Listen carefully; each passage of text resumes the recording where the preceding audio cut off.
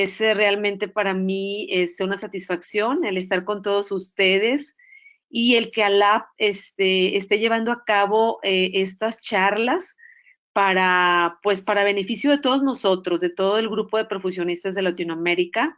Esta terapia de ECMO, sé que hay muchos centros en Latinoamérica que tienen ya más años, incluso que mi centro en México. Y bueno, vamos a tratar de hablar de la fisiología del soporte de vida extracorpóreo. Siéntanse con la confianza de tener una retroalimentación de todo lo que vamos a ver. Y estoy atenta a todos sus comentarios y a enriquecer más esta plática con todas las experiencias que cada uno de ustedes haya tenido con los pacientes ante este soporte. Muchas gracias por estar en esta charla.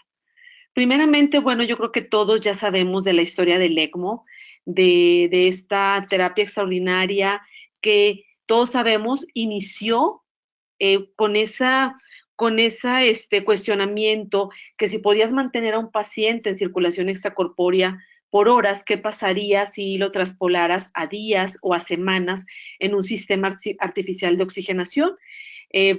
Sabemos que el primer paciente adulto que se sometió a esta terapia fue en 1972 por el doctor Donald Hill, un paciente politraumatizado que se llevó a ECMO y posteriormente el doctor Robert Bartlett, quien pues es el padre del soporte de vida extracorpóreo, eh, eh, coloca en ECMO a una recién nacida latina con un diagnóstico de aspiración de meconio. ¿Sí? Estos son partes importantes de los inicios del ECMO, de esta terapia. Y aquí podemos ver la evolución que ha tenido el ECMO a partir desde sus inicios en 1972, en 1975, en la cuestión respiratoria neonatal, y cómo a través de todos estos años ha habido avances tecnológicos en cuanto a desarrollo de circuitos recubiertos, en cuanto en un tiempo se abandonó la terapia de ECMO en los adultos por malos resultados. El estudio César, que fue muy importante en los pacientes respiratorios, todas las innovaciones que se dieron cuando empezaron el surgimiento y la elaboración de oxigenadores de polimetilpenteno, el aumento del uso de ECMO en los adultos en el 2009, después del brote de influenza en el de H1N1 en Australia, donde arrojó resultados favorables en el uso del ECMO en comparación con el uso de ventilación convencional. ¿Sí? Y lo que se está viviendo actualmente, el uso extensivo de cada vez más en los pacientes con ECMO veno-venoso, las cánulas de doble lumen, con todos los beneficios que conlleva el poder tener solamente un acceso venoso y que el paciente se puede movilizar mayormente. ¿Y cuál es la plataforma del ECMO? El ECMO es una terapia para manejo agudo, respiratorio y cardíaco. Es una terapia de puente para trasplante cardíaco y pulmonar, para soporte a programas de cirugía cardíaca neonatal compleja y para soporte en procedimientos de intervencionismo en pacientes de alto riesgo, en las salas de hemodinamia. El ECMO, bueno, ya todos sabemos que es una terapia de soporte mecánico para corazón-pulmón en caso de falla cardíaca o respiratoria severa y se utiliza principalmente en aquellos pacientes que no hayan respondido a terapias intensivas convencionales, ¿sí? Con ventilación mecánica prolongada, con altas concentraciones de oxígeno, con el uso aumentado de vasopresores. La finalidad en el ECMO es esperar a que el órgano afectado se recupere, ¿sí? Y de no ser así, si esto no se llega o si no se logra, servir como una terapia de puente para este órgano. Esto es algo muy importante y en esto radica las principales finalidades de esta terapia de soporte de vida extracorpóreo. El perfusionista o nosotros los perfusionistas es bien importante que no solamente tengamos el conocimiento o el entendimiento de todo lo relacionado al circuito, a las presiones, a cómo se lleva a cabo esta interacción del ECMO, el conocimiento de las capacidades de las membranas. Va más allá, va al conocimiento profundo de la fisiología del soporte de vida extracorpóreo, tanto la fisiología del paciente como la fisiología de la membrana. Esto es muy importante. Entonces, los requisitos celulares. La célula, para obtener energía y hacer sus funciones de crecimiento y reproducción celular, lógicamente necesita de nutrientes y de oxígeno, ¿sí? Necesita de nutrientes y de oxígeno. Esta es la membrana celular, ¿sí? Aquí podemos ver que los nutrientes que vienen, ¿sí? Que vienen de los alimentos en forma de carbohidratos, proteínas, grasas y que entran a la célula, ¿sí? Y que entran a la célula para producir un proceso metabólico, el cual llevará a la formación de dos vías. Una en donde se utiliza el oxígeno, ¿sí? Y en la cual lleva el proceso metabólico a través del ciclo del ácido tricarboxílico, ¿sí? Del ácido tricarboxílico para la formación de energía en forma de ATP y como producto final de este metabolismo importante, pues la producción de CO2 y agua, ¿sí? Esto hará, lógicamente, que la célula genere energía para reproducirse y hacer sus funciones para anabolismos. Pero ¿qué pasa? Aquí por eso es importante el sustrato de oxígeno, es necesaria para cumplir primordialmente toda esta vía metabólica. Cuando el oxígeno, por alguna circunstancia, está ausente, ¿sí?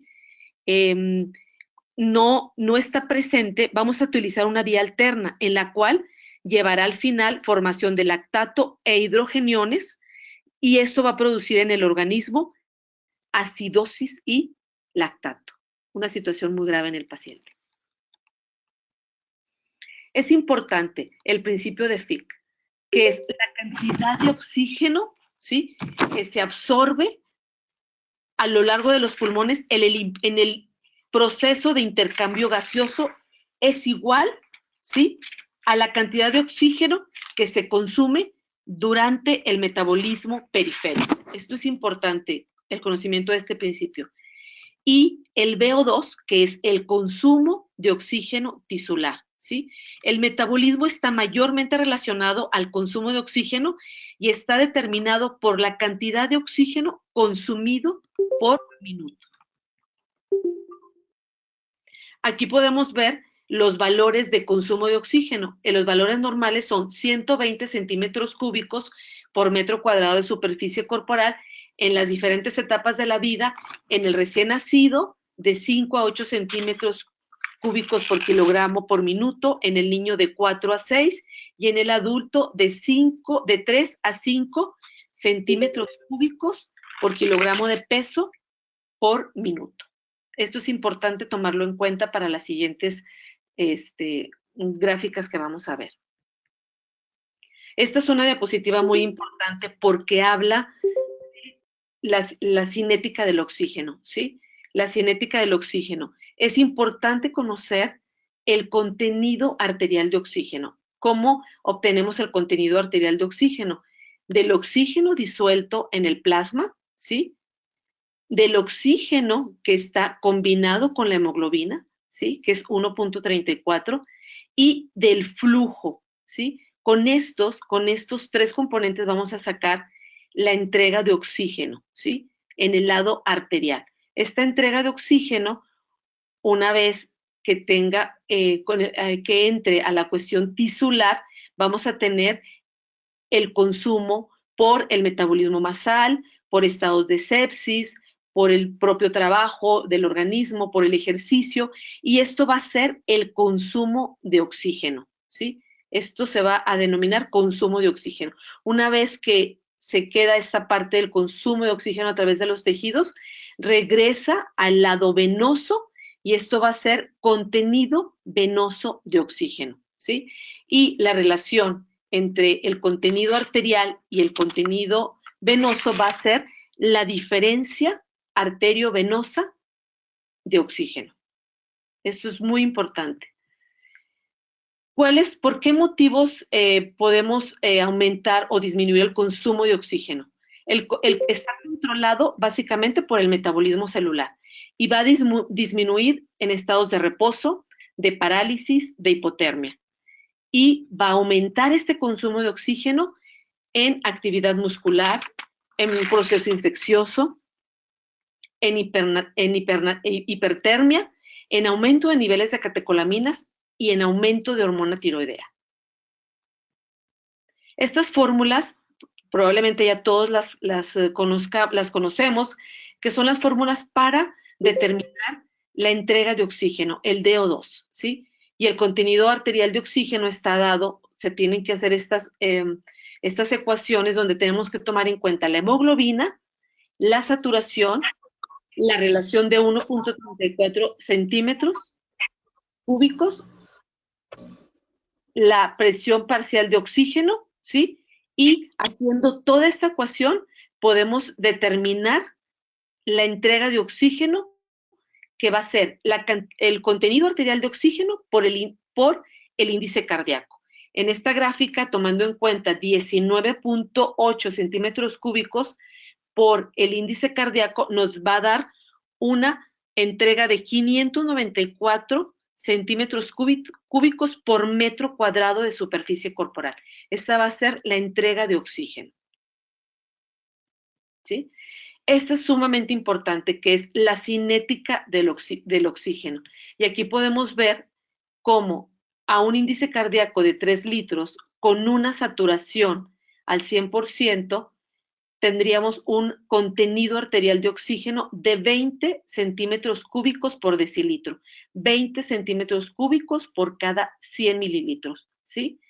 Entonces, la entrega de oxígeno, ¿sí? Si es esta cantidad por 3, serían 600 mililitros, ¿sí? 600 mililitros de entrega de oxígeno contra 120 de consumo. Entonces, la relación normal de entrega-consumo es de 5 a 1.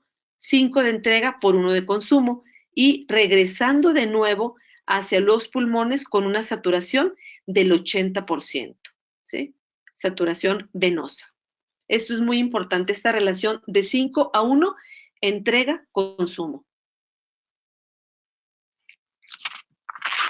Entonces, es importante para la fisiología del soporte de vida extracorpórea tener establecidos el contenido arterial de oxígeno, 20 centímetros cúbicos por decilitro, el contenido venoso, 16, la diferencia arteriovenosa de 4 centímetros cúbicos por cada 100 mililitros, la entrega de oxígeno de 600 centímetros cúbicos por minuto por metro cuadrado, el consumo de oxígeno de 120 centímetros cúbicos por minuto por metro cuadrado y la producción de CO2 muy parecido al consumo de oxígeno, 100 centímetros cúbicos por minuto por metro cuadrado y el gasto de calorías en reposo de 25 calorías por kilogramo por día.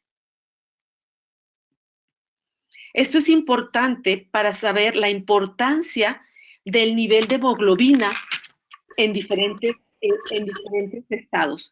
Por ejemplo, aquí decíamos que era el contenido arterial, ¿sí? Eran de 20, ¿sí? Y el contenido venoso de 16. Aquí podemos ver a una hemoglobina de 15, ¿sí? En el lado arterial prácticamente estaríamos a esas demandas, ¿sí? A 20. Y el contenido venoso estaríamos aproximadamente en 16, ¿sí? Pero ¿qué pasa con una hemoglobina de 10? ¿Sí? ¿Cómo baja ese contenido arterial de oxígeno, al igual que cómo baja este contenido venoso de oxígeno? Aquí la importancia en el soporte de vida extracorpóreo de la cantidad de hemoglobina, ¿sí? Para la patología cardiopulmonar es importante. La relación entrega-consumo es de 5 a 1. Signos de metabolismo anaerobio se inician con una relación menor de 2 a 1. Esto puede ser llevado en casos de pacientes con severa hipoxemia, con acidosis láctica o con falla orgánica múltiple, ¿sí? Entonces, en esta gráfica es importante señalar la importancia de la saturación venosa en diferentes estados. Aquí, por ejemplo, podemos ver en una relación 5:1, ¿sí? Cómo está la relación de entrega-consumo, ¿sí? Entrega-consumo, 15:3, ¿sí? Con una saturación del 80%. En una relación 4:1, ¿sí? En una relación 4:1, ¿sí? Cómo se encuentra la entrega en relación al consumo. Y así sucesivamente, de acuerdo a la saturación venosa que vaya obteniendo. Lógicamente, esta es la situación más grave y ya es cuando tenemos una situación en un estado de shock, ¿sí? Cuando tenemos una entrega, ¿sí? De 6, ¿sí? Con un consumo de 3, ¿sí? Aquí, en esta etapa, es cuando probablemente ya sea necesario el soporte de vía extracorpóreo. La patología cardiopulmonar en ECMO, ¿sí? Debe ser usado cuando la patología del corazón o del pulmón, ¿sí? Es tan severa con en relación entrega-consumo menor de una relación menor de 2:1, ¿sí? Cuando las intervenciones necesarias para mantener esta relación mayor de 2:1 son más nocivas para el órgano afectado, ¿sí? Cuando tenemos presiones de ventilación muy elevadas, altas concentraciones de oxígeno o altas dosis vasoactivas, ¿sí? Es importante mantener una relación entrega-consumo mayor a 3 puntos, mayor relación de 3:1 mientras el órgano se recupera. Esto es importante en ECMO, mantener esta relación importante de entrega-consumo mayor de 3:1. Esta es una típica fotografía que yo creo que todo el mundo la ha observado en los libros de ECMO, ¿sí? Donde podemos ver, ese es un ECMO veno arterial, donde estamos extrayendo la sangre venosa desaturada de la aurícula derecha, pasa a través de un rodillo, ¿sí? Entra a la membrana, en este caso de silicón, a llevar a cabo la oxigenación, ¿sí? Con el soporte de oxígeno. Estas membranas, recordemos que tenían separado el intercambiador de calor y entra hacia el lado arterial del paciente con la sangre ya oxigenada. Este es el típico sistema de los inicios de la utilización del ECMO. Es importante el aspecto de la canulación, ¿sí? El drenaje venoso está limitado principalmente por el tamaño de la cánula venosa. La longitud, el diámetro son aspectos importantes que tanto el perfusionista, la ecmóloga y el cirujano cardiovascular o el médico que vaya a llevar a cabo la canulación debemos de tener presente la selección y la correcta selección de la cánula a utilizar, lógicamente teniendo en cuenta los accesos vasculares en el cual se va a llevar a cabo la colocación de este ECMO. Siempre la cánula venosa de mayor calibre y la más corta será la ideal, lógicamente, de acuerdo al peso del paciente. Esto es algo sumamente importante. Ya sabemos que la mayoría de las compañías que se dedican a fabricar todas estas cánulas para ECMO presentan unas gráficas, las cuales es importante siempre tomarlas en cuenta para la selección de las cánulas, porque de esto depende el éxito y el buen mantenimiento del ECMO en cuanto a flujo se refiere y entrega de oxígeno. Por ejemplo, sabemos que en el aspecto de las cánulas arteriales, todas las cánulas traen una caída de presión en milímetros de mercurio y lo ideal es que la cánula arterial aproximadamente tengamos 80 de caída de presión. Entonces, importante, por ejemplo, para un paciente que vamos a dar 4 litros de flujo con 80 de caída de presión, a este paciente se podría colocar una cánula 19 French, ¿sí? Esto es importante. Sabemos que tenemos estas gráficas, pero ya hay gráficas formales de relación revisando en qué parte se va a colocar la cánula de acuerdo al peso y a los flujos, y te da la cánula que probablemente sea la más indicada para ese paciente y para ese flujo. En el caso de las cánulas venosas, igual, pero aquí lo ideal es que la caída de presión sea mucho más baja, ¿sí? De 40 aproximadamente. Y, por ejemplo, en un paciente de 4 litros con 40 de caída de presión, probablemente se podría estar colocando una cánula 23 French. Aquí es importante, lógicamente también nos vamos a enfrentar al diámetro del vaso, ¿sí? A veces nosotros por el flujo que vayamos a dar de ECMO, seleccionamos la cánula, pero lamentablemente a lo mejor esa cánula que nosotros seleccionamos, ya haciendo el estudio ecocardiográfico del vaso, a lo mejor esa cánula no va a ser la ideal para ese vaso. Entonces siempre hay que llevarnos una cánula inferior, por si esta cánula que nosotros seleccionemos no sea la que se pueda introducir al vaso. Aquí tenemos las diferentes cánulas, que sabemos que todas estas cánulas, al igual que la membrana, al igual que el circuito, tienen recubrimientos especiales, dependiendo de la marca de la cánula, ¿sí? Las cánulas de doble lumen, que las vamos a ver ahorita en el ECMO venovenoso, de igual manera, se seleccionan teniendo presente esta caída de presión, tanto para el lado arterial como para el lado venoso. Por ejemplo, un bebé que vaya a estar recibiendo 500 mililitros de flujo. De igual manera, tenemos que ver la caída de presión, ¿sí?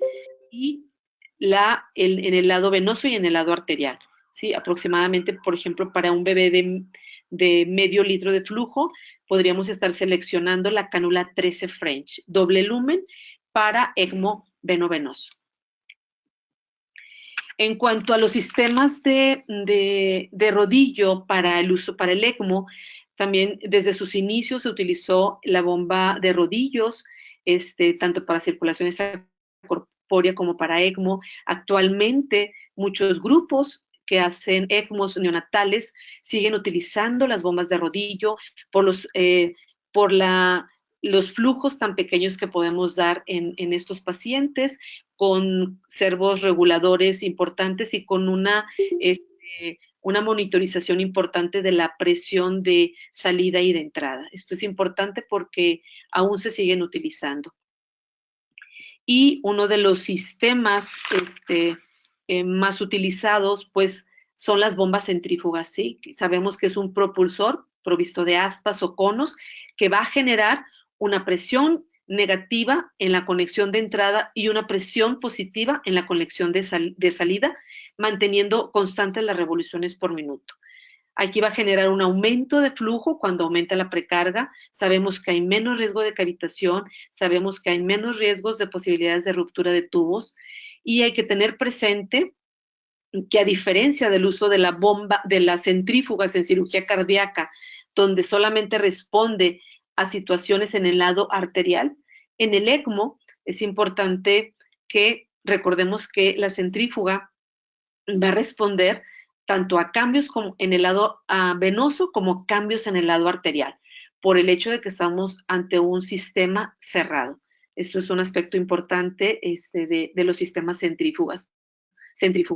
Y lógicamente yo creo que todos ustedes, todos nosotros ya conocemos las diferentes centrífugas que existen, la centrífuga de Mackett, la Rotaflow, la Revolution de Sorin, la Biomedicus de Medtronic, Medos. Sabemos que no todas se encuentran disponibles en toda Latinoamérica. En mi país, en México, tenemos Mackett, Revolution, Biomedicus, y también la Pedimac y Centrimac, que todos sabemos que es una extraordinaria centrífuga de levitación y que no solamente para ECMO, sino también para los casos de soportes o asistencias ventriculares. Todos sabemos de las bondades y los beneficios de estos sistemas de centrífuga.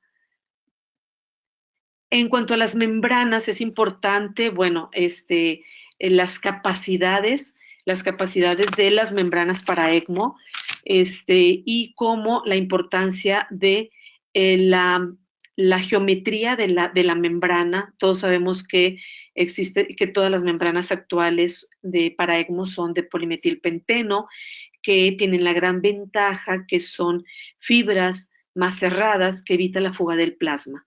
Al momento que la sangre venosa que entra a la membrana con presión parcial de oxígeno de 40 milímetros de mercurio y con un PCO2 de 45, pues entra a la membrana a un intercambio con una PO2 hasta de 600 o de 500 milímetros de mercurio y con un PCO2 de cero, ¿sí? Al momento de que entra la sangre a través de la membrana y pasa y tiene contacto con los eritrocitos para hacer el intercambio gaseoso a través de estas membranas, ¿sí? Y conforme el aumento del flujo, cómo se puede estar incrementando esta relación. Hay un aspecto muy importante en cuanto a las membranas que se denomina flujo nominal, ¿sí? Que es el flujo máximo en el cual la saturación postmembrana cae de 100 a 95%, ¿sí? Por ejemplo, en este ejemplo, donde con saturaciones aproximadamente de 70, ¿sí? Entra los litros por minuto de flujo y como a 1 litro de flujo esta membrana satura al 100%, a 2 litros de flujo satura al 100%, a 2 litros y medio satura al 100%, ¿sí? Pero conforme se va incrementando el flujo, ¿sí? El flujo sanguíneo, esta saturación puede disminuir a un 95%, ¿sí? Al igual en esta gráfica, ese mismo diagrama, cómo se va aumentando, ¿sí? Aumentando el flujo, ¿sí? Con la entrega de oxígeno a 150, ¿sí? Y cómo a pesar de que vayamos incrementando el flujo, la saturación llega solamente al 95%. La mayoría de todas las membranas para ECMO son realmente sumamente eficientes, pero este aspecto del flujo nominal viene en cada membrana, en cada instructivo de la membrana. Es importante tomarlo en cuenta, ¿sí? Y en esta gráfica podemos ver la entrega de oxígeno a la membrana. Sabemos que es importante saber que la entrega de oxígeno por la membrana va a depender del contenido de oxígeno pre y postmembrana por el flujo de bomba que nosotros estamos dando. Esto va a ser equivalente a la diferencia arteriovenosa de oxígeno, que usualmente está aproximadamente 5 mililitros, lo habíamos comentado, 5 mililitros por centímetro cúbico por decilitro, o sea, por cada 100 mililitros. Y aquí podemos ver la eficiencia de la membrana. Por ejemplo, esta membrana a 4 litros de flujo, ¿sí? Con una capacidad de 5 centímetros cúbicos, vamos a tener una entrega de 200 mililitros, ¿sí? Y, por ejemplo, a 5 litros, ¿sí? A 5 litros, esta membrana, la capacidad va a aumentar a 250 mililitros. Esto es en cuanto a la entrega de oxígeno a través de la membrana. En cuanto a la remoción de CO2, realmente no hay duda, tiene una eficiencia increíble. Todos sabemos que la relación, esta es una gráfica donde están presentando la remoción de CO2 en dos diferentes membranas a diferentes flujos de gas con relación a la remoción de CO2, ¿sí? En relación 1 a 1, 4 a 1 y 8 a 1. aquí es importante señalar que es la capacidad que tiene la membrana para eliminar CO2 con los diferentes flujos sweep que nosotros coloquemos en la membrana. Entonces, realmente no es un problema la eficiencia o la remoción de CO2 a través de una membrana de ECMO. Todos sabemos que hay diferentes membranas, las membranas de Maquet, de Eurocet, de Sorin, y cómo vienen disponibles membranas neonatales, membranas pediátricas, membranas de adultos y con capacidades de 1.8, 2.8 litros, 5 y hasta 7 litros de flujo por de capacidad de estas membranas. Algunas están disponibles en diferentes países de Latinoamérica, otros no. Aquí en México también a veces hay una dificultad por la cuestión de todas las autorizaciones para los registros de estas membranas y que puedan estar disponibles. Es una gráfica importante sobre el ECMO venoarterial.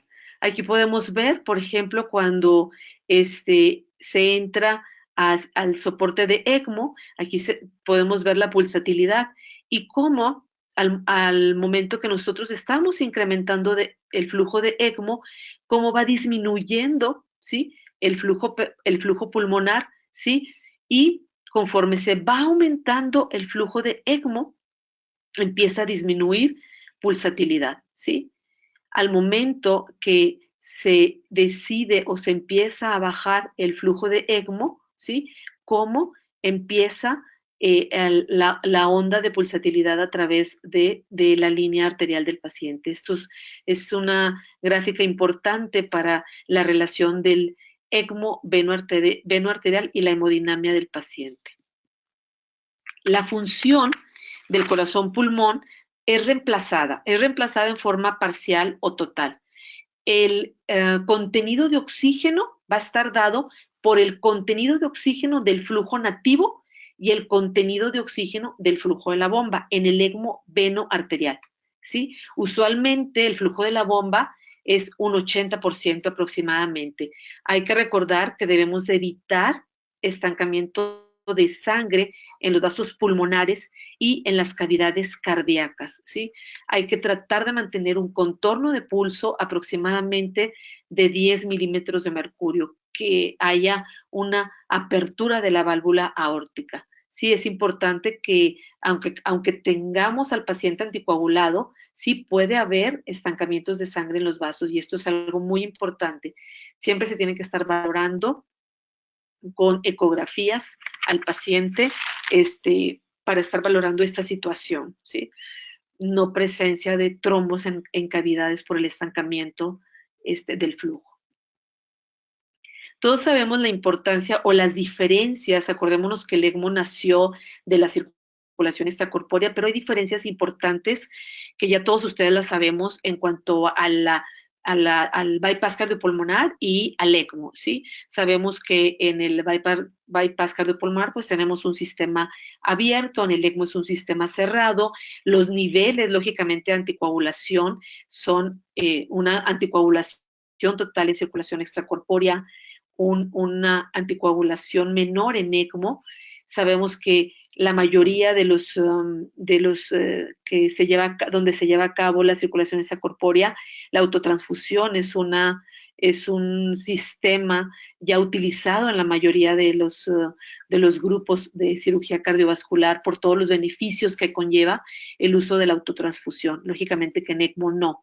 El uso del filtro arterial en cirugía cardíaca, en el circuito de ECMO no. Sabemos que, bueno, la cuestión del paciente con anestesia general en cirugía cardíaca y en el ECMO de tratar de mantenerlos lo más despiertos posibles, sedados, y lógicamente el ambiente de cirugías en horas a los casos de ECMO que pueden ser días, semanas o meses. Esto es importante de estas diferencias. Hay personas que nos dicen, no, pues el ECMO es una continuidad de la circulación extracorpórea, es llevarte al paciente a la terapia con la circulación extracorpórea y realmente todos sabemos que son muchos los cambios que conlleva la membrana de polipropileno, la membrana de polimetilpenteno y todas estas diferencias en cuanto al manejo en el manejo de la anticoagulación, la respuesta inflamatoria, que es más importante en cirugía cardíaca,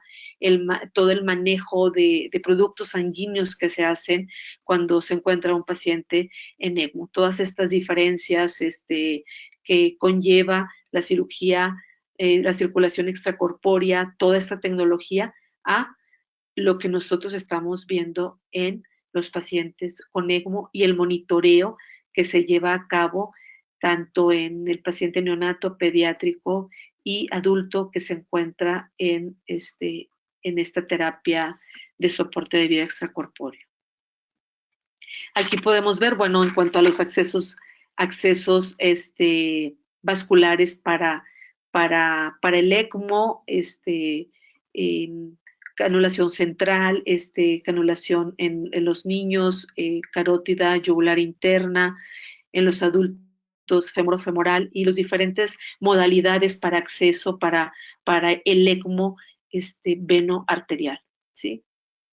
Este es es igual un soporte de ECMO veno arterial, femorofemoral, pero aquí con una situación,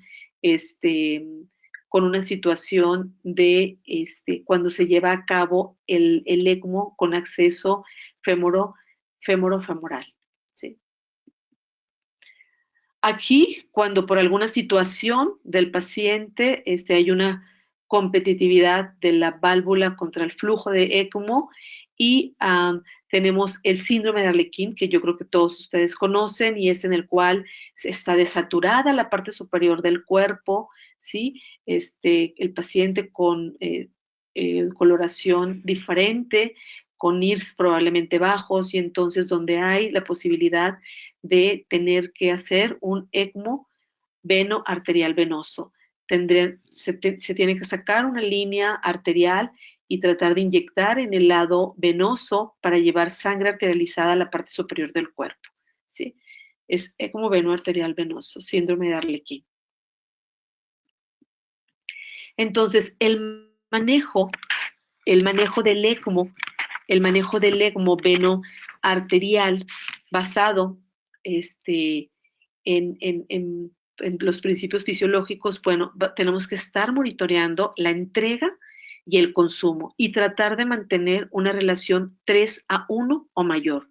Tenemos que planear el circuito estimando el consumo metabólico, que sabemos que es de 3 a 4 centímetros por kilogramo por minuto, las cánulas que ya sabemos de acuerdo al flujo requerido, la membrana con el rate flow de acuerdo al peso, ¿sí?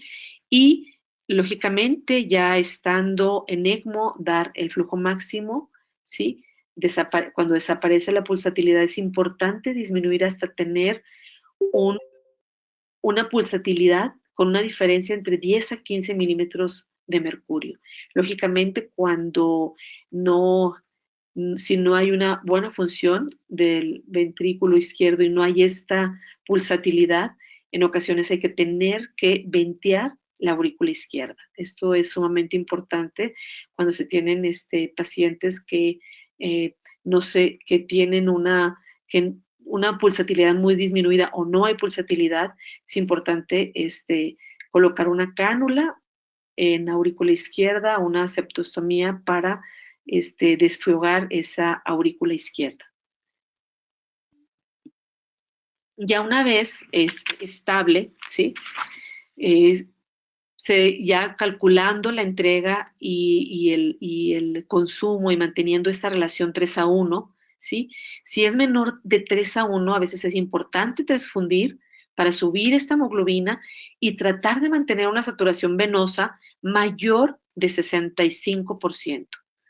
Lógicamente que cuando la pulsatilidad aumente, aquí es importante bajar progresivamente los flujos, tratar de mantener una saturación venosa arriba del 70%, ¿sí? Y lógicamente cuando la función cardíaca se recupere, hacer pruebas de pinzamiento. Recordemos que esto es basado en principios fisiológicos, no en todo lo que conlleva el manejo del protocolo ¿sí? En el ECMO día a día, ¿sí? Es importante, por ejemplo, en la cuestión del uso del puente en el ECMO venoarterial para hacer estas pruebas de pinzado transitorio para ver la viabilidad de la función cardíaca. Lógicamente que esto puede llevar varios días, todo este manejo del ECMO venoarterial, y lógicamente si tolera estas pruebas de pinzado, bueno, ya está un protocolo establecido para destetar al paciente de ECMO venoarterial y hacer la decanulación y proseguir con la decanulación. El ECMO venoso. El ECMO venoso es sacar sangre de una vena e infundirla a través de una vena, ¿sí? Ese es el ECMO venoso. Aquí podemos tener esta imagen con el ECMO venoso con dos cánulas, ¿sí? Fémoro atrial, que en los adultos cuando es llevado por dos cánulas, esa es la modalidad más comúnmente usada, fémoro atrial. En los niños, a veces es común atrio femoral, ¿sí? El manejo del ECMO venoso es importante que recordemos que la oxigenación depende de sangre venosa que no pasa a través de la membrana, ¿sí? Sangre arterializada posmembrana y flujo de sangre de pulmón y corazón nativo. Recordemos aquí que en el ECMO venoso la función cardíaca está adecuada, el paciente no tiene este problema cardíaco, ¿sí? Entonces, la entrega de oxígeno está dada por la suma de los flujos de ECMO y los del pulmón nativo, ¿sí? Como resultado, la saturación arterial estará de 60 a 90% en el pulso oxímetro. Y es importante saber que se puede mantener una entrega con hemoglobina y con flujo. Esto es importante, es un concepto importante en el ECMO venoso. Esto es un diagrama. Este es un diagrama con una canulación doble lumen para ECMO,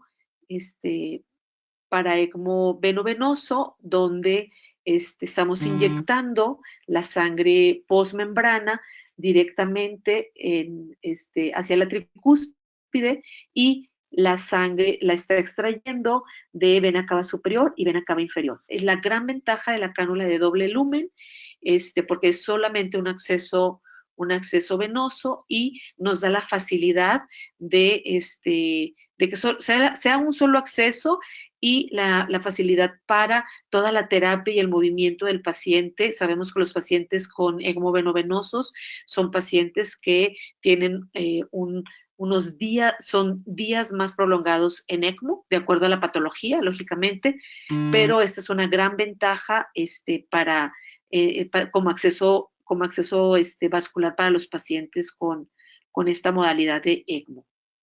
Esta es una cánula que yo creo que todos ustedes conocen, es una cánula Avalon. Aquí podemos ver la inyección de la sangre oxigenada, ¿sí?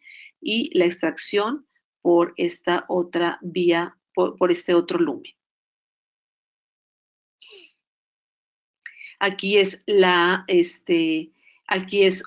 igual, es un ECMO venoso, pero con canulación fémoro-atrial, y en donde podemos ver la importancia del contenido, de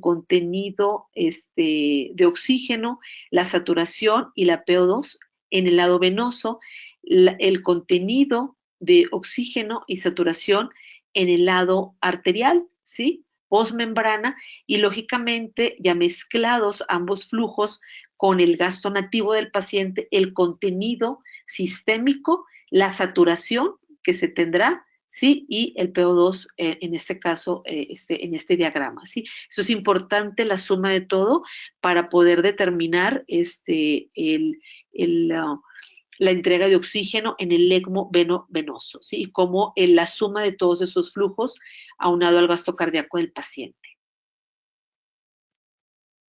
Aquí la importancia de la hemoglobina y del flujo en el soporte de vida extracorpóreo, ¿sí? Esto es un ejemplo en un paciente de 80 kilos, ¿sí? Con un soporte de 200, una necesidad de 240 centímetros cúbicos por minuto y en donde es importante la relación hemoglobina-flujo, ¿sí? Importante la relación de hemoglobina-flujo, por ejemplo, un paciente con 4 litros, ¿sí? Con 4 litros, con 12 de hemoglobina, sí, se va a estar dando los 240 centímetros cúbicos por minuto. Pero un paciente con 10 de hemoglobina, ¿sí? Va a requerir 5 litros de flujo para poder hacer esta cantidad de entrega de 240 centímetros cúbicos por minuto. Aquí es la importancia, como lo mencionamos, de el valor de hemoglobina en el soporte de vida, en el ECMO. ¿Sí? El manejo del ECMO veno-venoso, ¿sí? Es importante el planear el consumo metabólico, ¿sí? De 3 a 4 centímetros cúbicos por kilogramo para el oxígeno y para el CO2. Hay que tener igual presente las cánulas, la membrana, ¿sí?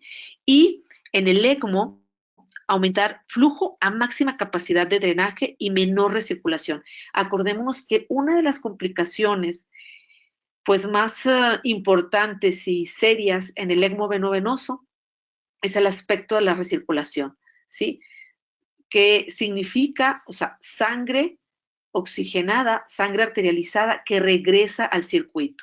Aquí es importante por esta situación el monitoreo de la saturación venosa en el circuito de ECMO. ¿Sí? A mayor incremento de la saturación venosa, ¿sí? Nos está dando datos de recirculación. Siempre hay cierto grado de recirculación, o sea, hay un cierto grado de recirculación que no la podemos olvidar. De 10 a 15%, a 20% hay recirculación. Pero cuando la saturación venosa en nuestro circuito empieza a aumentar, nos está hablando de datos importantes de recirculación, ¿sí? Esto aunado a situaciones de, al aumentar la recirculación, vamos a disminuir el aporte de oxígeno hacia el gasto nativo, entonces el paciente va a empezar con desaturación a nivel del pulso oxímetro. Entonces es importante tomar en cuenta esto, ¿sí? Aquí sabemos que se tienen que bajar ventilador a parámetros de reposo, disminuir las drogas vasoactivas, disminuir el hipermetabolismo. Los primeros días del ECMO el pulmón se consolida, se pone blanco. Entonces, el aspecto importante de cambiar de switch, nosotros como perfusionistas, cuando estamos en ECMO veno-venoso, que es lo importante que se va a valorar, y cuando estamos en ECMO veno-arterial, que es la cuestión importante. Porque es importante en el ECMO veno-arterial la saturación venosa, ¿sí? Porque es el mejor reflejo de la entrega de oxígeno a los tejidos, las relaciones que veíamos. Porque es importante el valorar la saturación venosa en el ECMO veno-venoso por los estados de recirculación en el paciente, ¿sí? Entonces, estos son dos aspectos importantes que tenemos que tomar en cuenta en el ECMO veno-venoso y en el ECMO veno-arterial, ¿sí? Cuando el paciente está estable, de 6 a 12 horas, tenemos que determinar variables de cinética de oxígeno. Si la entrega y el consumo está por arriba de 3, ¿sí? Probablemente no vamos a hacer ningún cambio, ¿sí? Si la entrega y el consumo por abajo de 3 y la hemoglobina está inferior a 12, aquí es importante muy probablemente transfundir al paciente, ¿sí? Y si la entrega y el consumo sigue bajo, si estamos en una situación importante, hay que tratar de mejorar el flujo que nosotros estamos dando, pero a veces hay necesidad de agregar otra cánula para poder tener mayor flujo, retorno y poder dar el flujo necesario, ¿sí? Es importante estar monitoreando la saturación arterial y la saturación venosa, ¿sí? Cuando El pulmón activo se recupera con saturaciones arriba de 95, pues lógicamente todo este sistema de bajar flujos y mantener una saturación venosa arriba de 70, tratar de empezar a disminuir el flujo sweep, tratando de mantener un PCO2 de 40. Esto es importante, esto recordemos que no es de horas, es de días todo este manejo que vamos a estar, o semanas que se vaya a estar dando el manejo del ECMO veno-venoso y cómo todos estos cambios son importantes para, para poder soportar y poder mejorar ese pulmón afectado, ¿sí? Siempre tenemos que tener presentes que en el ECMO veno-venoso aproximadamente el flujo sanguíneo que damos a través del ECMO es un 20% mayor que en el ECMO veno arterial, porque queremos saturar la mayor cantidad de sangre posible del paciente, ¿sí? Esto es importante tomarlo en cuenta. Yo creo que hay muchos aspectos importantes para el perfusionista del conocimiento de todo lo relacionado a la fisiología, a la fisiopatología del soporte de vida extracorpóreo. Siempre es importante recordar que no es el circuito aparte del paciente, sino que el circuito es una continuidad del paciente. Cualquier situación que pase en el circuito nos puede alterar al paciente o viceversa. Entonces, este aspecto de la fisiología, de lo que pasa, de estas fórmulas de entrega de oxígeno, de consumo, todos sabemos que incluso ya los tenemos en nuestro propio celular. Nosotros tenemos ya programas establecidos para saber cómo está el contenido arterial de oxígeno, cómo está el contenido venoso de oxígeno y poder sacar esta relación y poder tener en verdad un entendimiento completo de lo que pasa en la fisiología de mi paciente que estoy atendiendo y que a lo mejor pueden ser días, pueden ser semanas y que el paciente está bajo este soporte. Yo creo que es bien importante que todos pues estemos familiarizados con estos conceptos y estemos atentos a todo lo que nos enfrentamos y lo que pasa en nuestro ECMO día a día.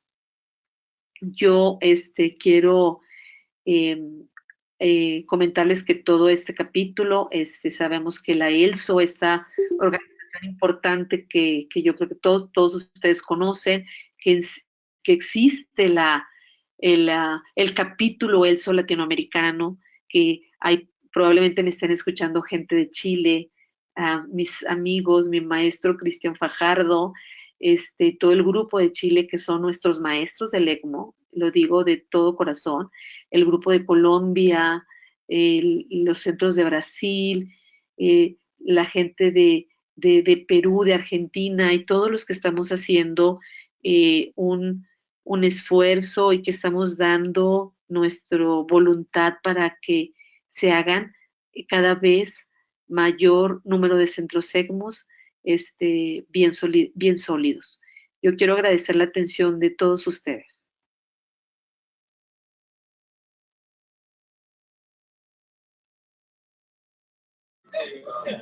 Sí, les recuerdo, sí, buenas noches.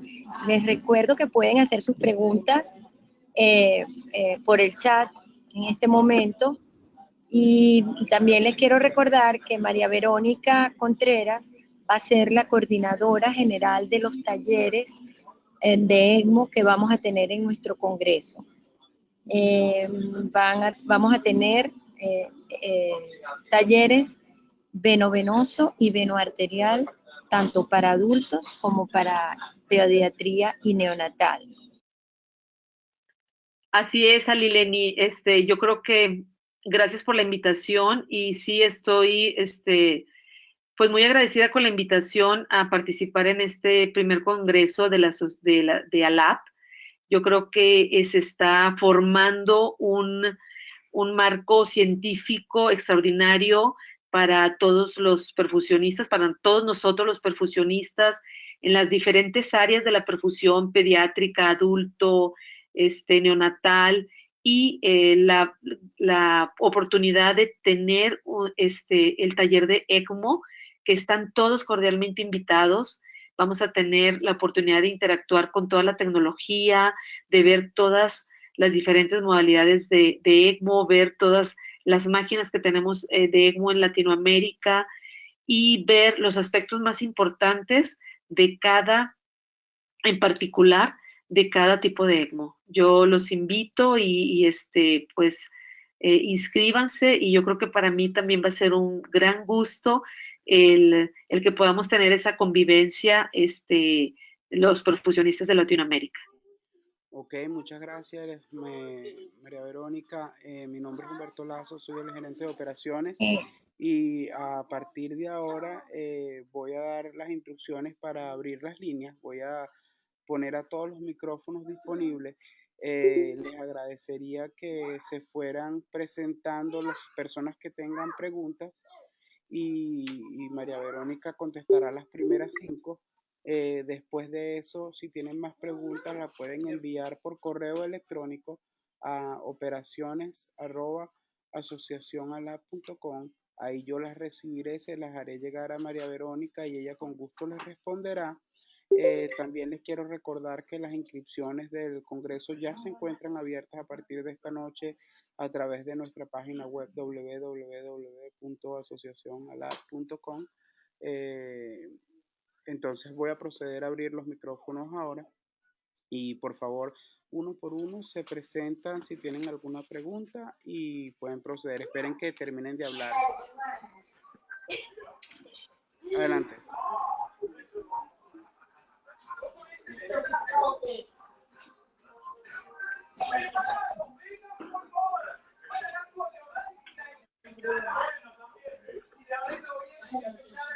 ¿Alguna pregunta?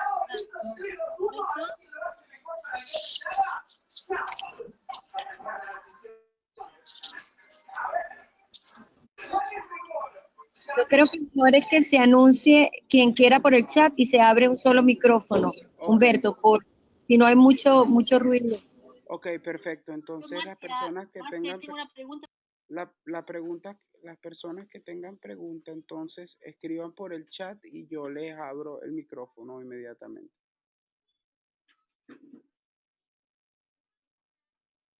Marcia, ok, Marcia Céspedes, ya te voy a poner el micrófono. Ok. Ya tienes el micrófono abierto. Hola, María Verónica, muchas gracias, estuvo excelente tu presentación, me encantó. Espero que nos veamos en Colombia. Mi pregunta es la siguiente. Hola. Hola. Mi pregunta es la Mira, yo he sabido que hay diferencia entre los conos, por ejemplo, con el Rotaflow o el Revolution de Sorin. Sé que si tú tuvieras que elegir uno, ¿pensarías elegir cuál? Fíjate que a nosotros aquí en México estamos por empezar a utilizar también, está entrando apenas por la cuestión de la regulación, los conos de Sorin, ¿sí? Mi experiencia ha sido con centrífuga de Rotaflow, ¿sí?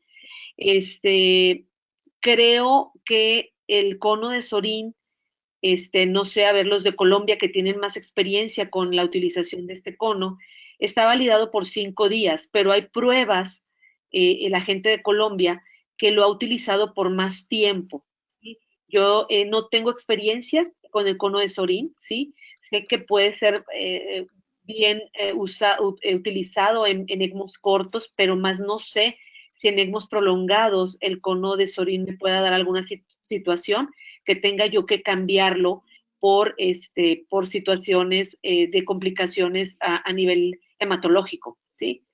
Sí, la pregunta es porque lo que sé es que Sorin da menos revoluciones a más flujo. Esa es mi principal pregunta. Sí, menos revoluciones a más flujo. No tengo yo experiencia con el cono de Sorin. Sí, mi experiencia ha sido con el cono de Rotaflow. A ver si hay alguien de los que nos está escuchando, si tenga algún comentario relacionado al cono de Sorin. Ya, María Verónica, muchas gracias. Gracias, Marcia. Un abrazo y nos vemos en Colombia. Besos a todos. Muchas gracias, Marcia. Entonces, Gracias, Humberto. vamos a seguir con la próxima pregunta, o si alguien tiene algún comentario con respecto a esta primera pregunta que se hizo, puede indicar su nombre en el chat para ayudarle a la palabra.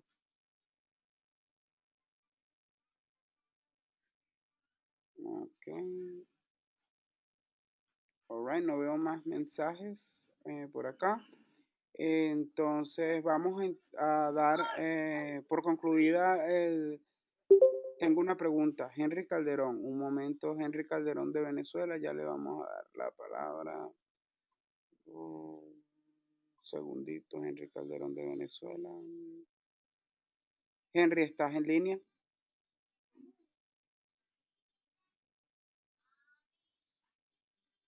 Aló, Henry, ¿nos escuchas? No te escuchamos. Si a lo mejor tienes problemas con el audio, puedes escribir tu pregunta y ya la ¿Me leemos. escuchan? Te escuchamos, Sí. sí, ahora sí te escuchamos.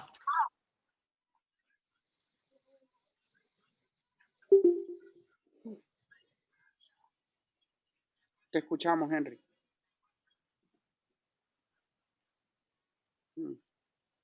Ahora no.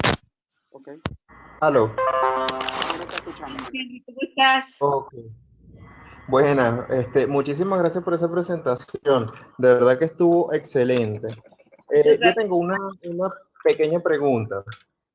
Bueno, debido a las situaciones del país, como ya prácticamente en Latinoamérica lo saben, Sí. nosotros hemos tenido un poquito de restricciones con respecto al uso de oxigenadores de membrana de polimetilpenteno y membranas de silicón.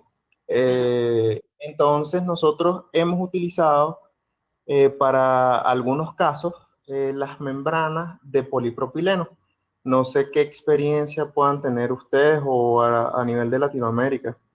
Fíjate, Henry, que nosotros solamente usamos de polimetilpenteno, pero hay un hospital aquí en México, que es el hospital, un hospital de la Ciudad de México, ha hecho ECMOs con membranas de polipropileno.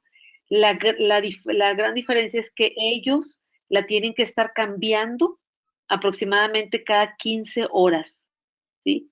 O a veces cada 24 horas tienen que estar cambiando la membrana por situaciones de oxigenación y por consumo de plaquetas. Es lo que me han comentado, o sea, se enfrentan a situaciones importantes con este tipo de membranas si la utilizas por más tiempo de las horas permitidas o de las horas límite que tienes para utilizarla. No sé tú si tienes alguna experiencia y si has tenido algún paciente con esta membrana. Bueno, nosotros hemos tenido varios pacientes sometidos con esta membrana, dependiendo también del flujo, dependiendo del paciente, ¿no? Hay unas membranas que nos duraron 2 horas, pero hemos tenido también buenos resultados con membranas que nos han durado hasta 60 horas. Pero sí, el consumo de plaquetas es bastante elevado. Y yo creo que es una situación importante cuando usas este tipo de membranas, y yo creo que por eso la indicación siempre de tratar de tener membranas de polimetilpenteno. Okay. No, claro, es lo que se busca, pero con los problemas que... Se cayó. Y Sobre todo con los problemas de costos, entonces es un poco el detalle de, bueno, si tenemos que hacer el ECMO, lo hacemos, ¿no? claro, Eso es lo importante. De verdad, Henry, muchísimas gracias. no, gracias a ti, qué atención. ¿Y usan centrífuga o rodilla? Bueno, hemos utilizado las dos. Sin embargo, nos ha resultado mucho mejor con rodillos. De hecho, son los que tenemos más sobrevida. Ok. De todas maneras, nosotros no tenemos mucha experiencia, porque llevamos 14, 15 casos, de los cuales han sobrevivido 5. Pero, o sea, nos hace falta todavía mucho que aprender. Muchas gracias. Ahora le voy a ceder la palabra a un comentario que tiene el profesionista Hugo Cardoso.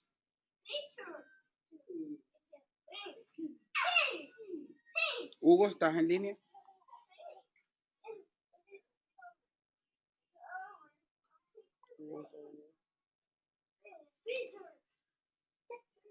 Hugo, ¿nos escuchas? Hola. Hugo, ¿nos escuchas?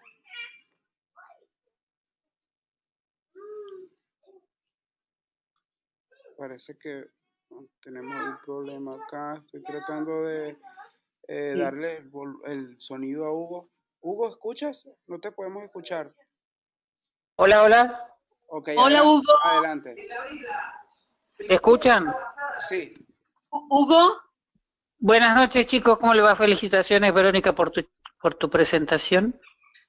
Hugo, te quiero conocer, Hugo. Me han hablado mucho de ti. Bueno, sí, nos vamos a conocer. Te mandan Con respecto quiero hacer un comentario de Henry, el chico de Venezuela. Sí. Yo empecé haciendo ECMO con oxigenadores comunes, sin que sean exclusivamente de ECMO. Claro. Y como hacía pediatría, lo que empezaba a hacer, como no sabía, era empezar con oxigenadores chicos y terminaba conectándole un oxigenador de adulto para que me dure más tiempo. Ajá. Y sugerencia, si él tiene oxigenador de adulto, que es lo que se me acaba de ocurrir ahora, es si hace ECMO en adulto, no sé, Henry, si hace en adulto, podría poner una placa, dos membranas en paralelo. Sí. De acuerdo. Hola. Sí, de acuerdo. 2 membranas en paralelo y se hace como, ¿te acordás la Kobe Duo? Sí. Y le pones un clamp y cuando se empezó a saturar la membrana, o sea, yo nunca vi que me bajara la PO2, solamente me subía la CO2. Sí. Por eso decidí el cambio del oxigenador. Poner 2 membranas en paralelo y cuando se te empezó a saturar una, abrís la otra y ya no estás perdiendo tiempo, cambio una, ¿me entendés? Con un diamante. Exacto. Con un diamante, exactamente. Sí, pues yo creo que Buenas noches, señor Hugo. Hola, ¿cómo te va? Buenas noches. Muchas gracias por esa acotación. Sí, nosotros estuvimos utilizando esa metodología, de hecho, sobre todo para los cambios de membrana que se hacían de manera rutinaria y prácticamente a menudo en esos casos que cambiamos la membrana cada 2 horas.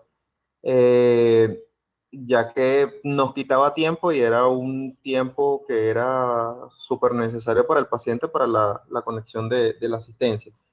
Después tomamos en cuenta de colocarlos en paralelo y si se hacía el cambio, se hacía de manera mucho más rápida y utilizábamos un oxigenador de una talla un poco más alta. Sin embargo, lo que pasa es que también no me gusta hablar de marca, pero la marca no nos ayudaba. Nosotros estábamos utilizando para pacientes con flujos menores de 1 litro, utilizábamos el de 2.8 y nos resultó hasta mejor para justamente un paciente de 1.8 litros la membrana de 2 litros. Pero igualito la colocábamos en paralelo. Sí, yo después lo que hice fue directamente poner oxigenador de adulto y ya me quedaba mucho más tranquilo cuando eran chicos, muy chicos. Perfecto. Sí, de verdad que muchas gracias. Nosotros también lo hemos hecho, sí. Cuando nos toca, nos toca. Okay, bueno, listo, buenas noches. Hubo una pregunta. En tu programa de ECMO en Argentina, ¿son ECMOs pediátricos, neonatales o adultos? Yo cuando trabajé en el Garrahan ya no trabajo ahí, se hacía en los dos, neonatal y los de la UCI, post cardiotomía. Y ahora estoy haciendo cirugía de adultos en Favaloro, y lo que vi el otro día es que pusieron un trasplante de pulmón, un bipulmonar, directamente en ECMO. Nosotros antes los poníamos en bomba y después los poníamos en ECMO. Ellos los ponen directamente en ECMO le hacen el trasplante en ECMO, usan el cell saver y la sangre que se va recuperando se va pasando a través del circuito de ECMO. Sí, sí, Y, sí. y ¿qué era que te iba a decir? Y porque generalmente a las 48 horas tenés injuria por reperfusión. Ajá. Y por eso lo dejan directamente. Fíjate que nosotros tuvimos el año pasado un trasplante bipulmonar y también se hizo en ECMO.